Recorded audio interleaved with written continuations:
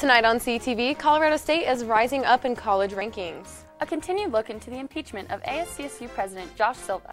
A music event held at New Belgium Brewing. All that, plus weather, sports, and entertainment starting now. Hello and welcome to CTV News. I'm Marlo Lundak. And I'm Aliya Gorelick, and here are tonight's stories. The impeachment of ASCSU President Josh Silva was put on hold this week after the university announced that it will be doing a separate investigation into Silva. Speaker of the Senate Isabel Brown stated, "It has been brought to our attention that due to allegations of violations of CSU policy, the university will be conducting its own personal investigation through the Office of Equal Opportunity regarding those allegations, and therefore the impeachment will be put on hold until the Senate in the Senate until the investigation has been closed." The initial petition of impeachment was on grounds of not informing ASCSU Senate that he was negotiating with the Wall Street Journal on a contract that would cost ASCSU $19,000 and provide CSU students with free access to the newspaper.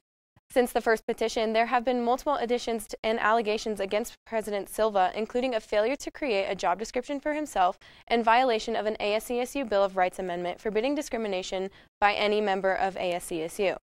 For more information regarding these allegations, visit collegian.com. CSU President Tony Frank delivered his 20th fall address yesterday. Themes from the address included challenging our convictions and broadening our understanding of the world and the people in it. Frank stated, "Armed with these characteristics, we can tackle cultural change, we can improve how we treat each other, make progress on everything from living wages to non-tenure faculty rights, to racial and gender equity, to sexual assault, to suicide prevention." President Frank also stated that CSU is recording record levels of diversity and that 1 in 4 students at CSU is a first-generation student. President Frank is currently receiving an award from the National Western Stock Show as a Citizen of the West. This 112-year-old scholarship organization provides financial help in agriculture and medicine. The chairman stated, "Tony Frank is an extraordinary visionary who is committed to a broader engagement of CSU regionally, nationally, and internationally through an expanding role at the future National Western Center." Frank will officially receive this award on January 8, 2018. Colorado State University has moved up in rankings among other public universities in the past years. Since 2012, CSU has jumped 9 spots, landing at number 58. The school is being recognized at large for the steps taken to improve campus infrastructure. In the last decade, CSU has invested over $1 billion to making new facilities. These facilities include the new chemistry and biology buildings, the new health and medical center, the stadium, and the Iris and Michael Scott Alumni Center. CSU also has other exciting projects on the way, including the JBS Global Food Innovation Center, the Natural Resources Building, and many more. However, infrastructure is not the only thing that makes CSU notable. U.S. News listed Colorado State as one of the top best value schools based on cost of attendance and academic quality. CSU is also applauded for its high retention and graduation rates, as well as record-breaking highs in alumni giving. Keep up the good work, Rams.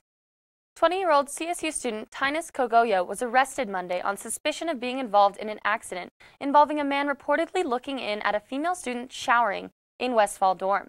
Kogoya reportedly admitted to the allegations and remains in custody. That's all we have for news. Stay tuned for weather, sports, and entertainment right after this.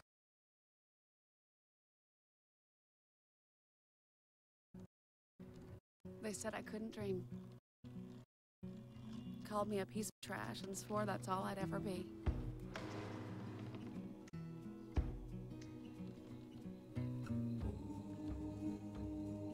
Said a bottle couldn't see the ocean.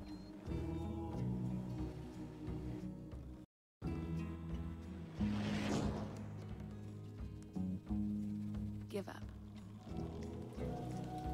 Go back to the dumpster. But I didn't listen. I made my way.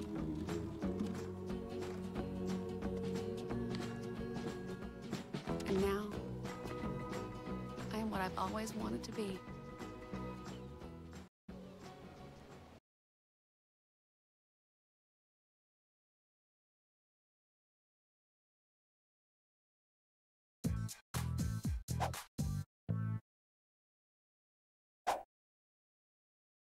Good evening, Rams. I'm your weather anchor, Michelangelo Bustamante. I hope you're having a wonderful night. We've got a beautiful weather night out tonight, so let's get started with the forecast.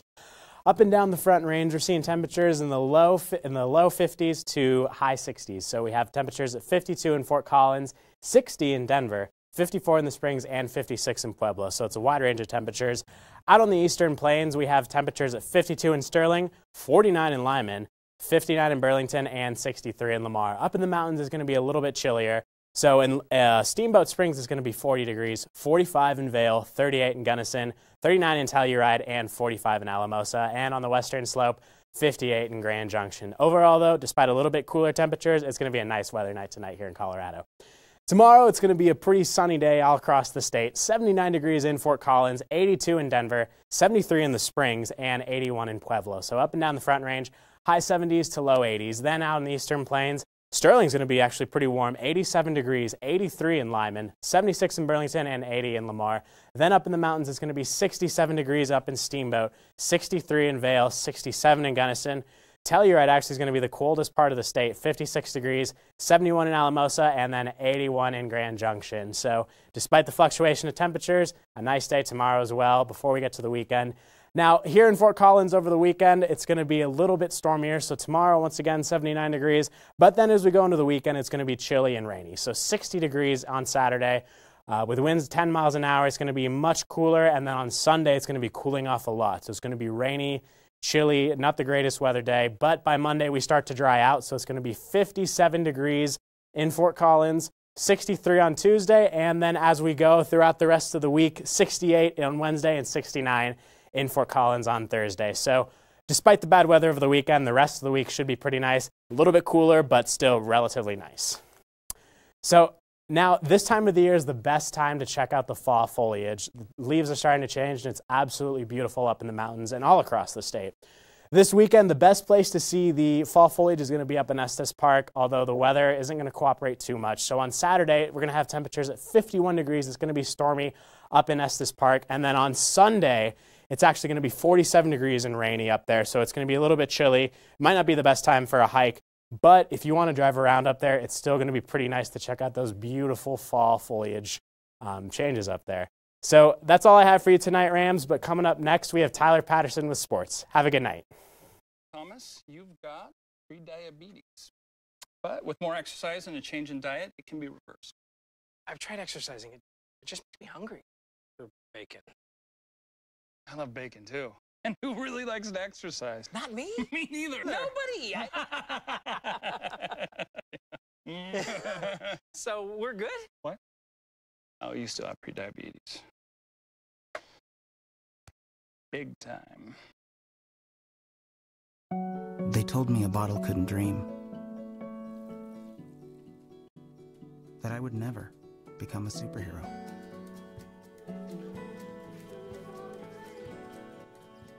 But I learned how to fly. Just to come back in a new disguise. And be the hero that I've always wanted to be.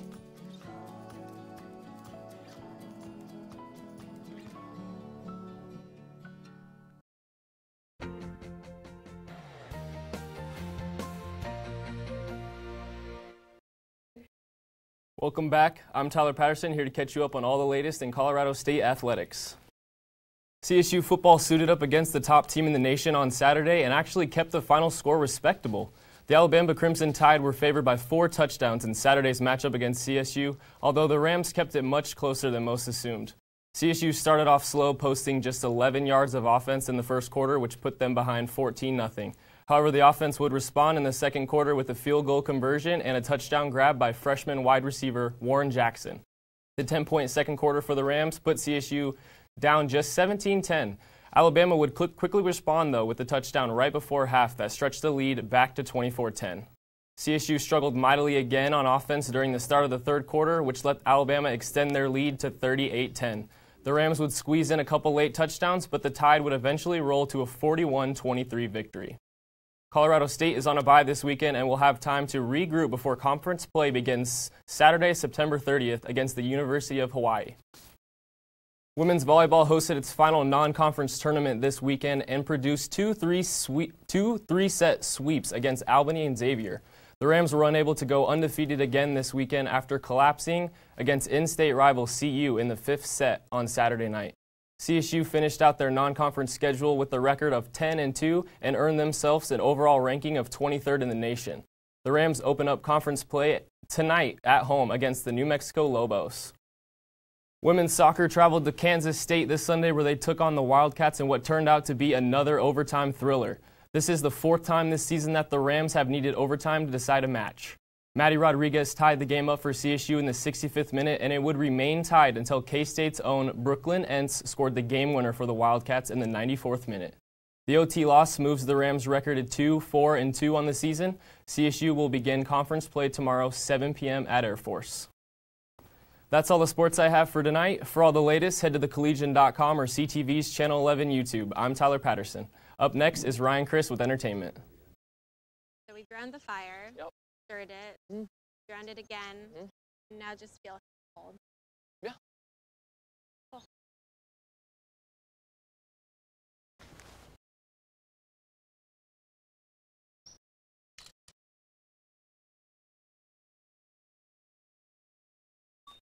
Smokey just gave me a bear hug. I know. I already posted it.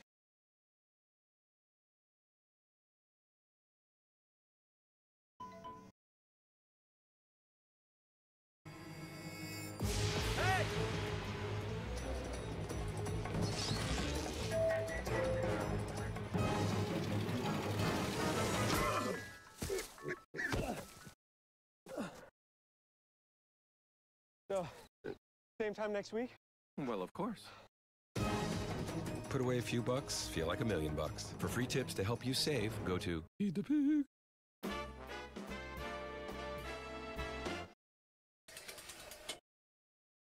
What is up, Rams? My name is Ryan Crist, here to bring you all the latest and greatest in entertainment news. With the first official day of fall being tomorrow, you know what that means. The air will get colder, the leaves will start to change, and everything will be pumpkin themed.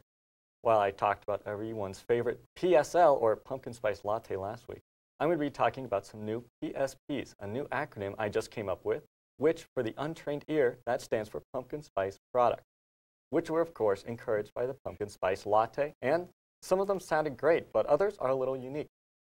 To start off, we're getting things like pumpkin spice Milano cookies, pumpkin spice cheesecake, and some pumpkin pie M&Ms. These all sound great to me, but a few of these products took it a little too far, like the pumpkin spice cough drop, pumpkin spice yogurt chip, just a pumpkin spice lollipop, and for the hardcore, they even have pumpkin spice extract. Oh boy, some of those were definitely a little unique, and I think I might have to try a few of them. In some local news, the Fitzer Corn Maze was opened to the public a few weeks ago, where everyone got to see this year's amazing design. This year was dedicated to the agricultural community, thanking farmers for their hard work and dedication. Along with this amazing corn maze design, they're also hosting a benefit concert where all of the proceeds will go to the 1 million acres that were burned in Montana and the damages that were dealt to Texas and Florida. This benefit concert will feature Colorado native Austin Walhurt, who is donating his time to this great cause. This benefit concert is next Saturday on September 30th at 7 p.m. Everyone likes beer and music, and that's exactly what I got this past weekend. This past Friday, there was live music at New Belgium Brewing, where anyone could hang out, enjoy the weather, drink New Belgium's great beer, and jam out to Slow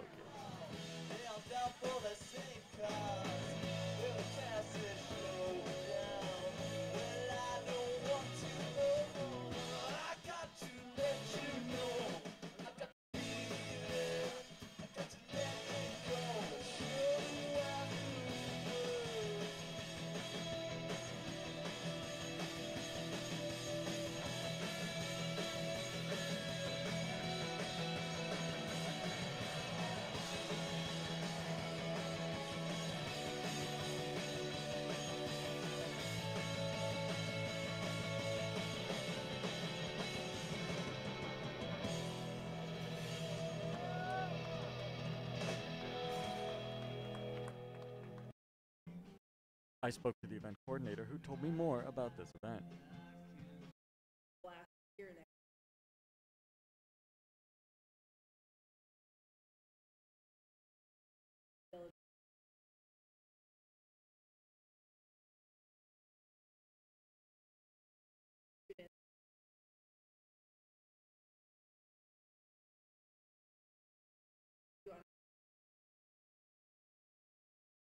New Belgium will have events like every Friday, and I know I'm.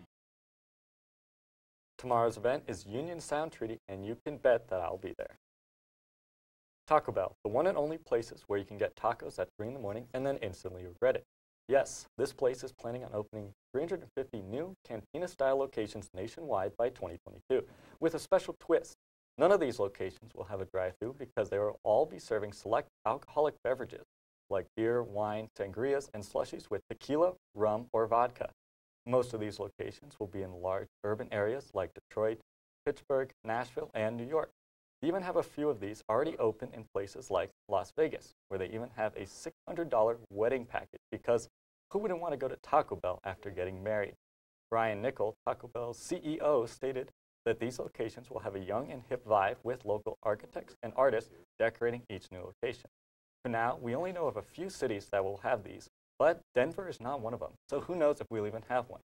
Well, I'm not even 21 yet, so I couldn't try it if it was here. I do wonder what people will think about this, because I don't know about you, but washing down a large cheesy gordita crunch with red wine doesn't sound super appetizing. But hey, maybe that's what I've been missing from my life.